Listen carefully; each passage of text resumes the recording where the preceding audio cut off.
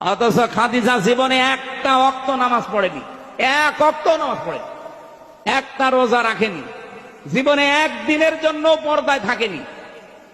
বলেন, তার পুরা জীবন আমি পড়ে দেখেছি, জীবনে কোনোদিন তিনি পর্দায় ছিলেন না।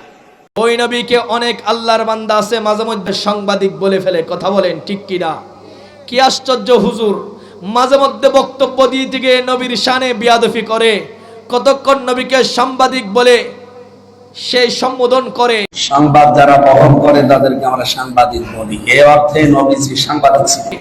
কতক্ষণ নবীকে বার্তাবাহক বলে সম্বোধন করে, কতক্ষণ বলে এই ফেসবুক চালানো নাকি কোরআনের মধ্যে আছে। জোরে বলেন নাউজুবিল্লাহ, আরো জোরে বলেন না নাউজুবিল্লাহ।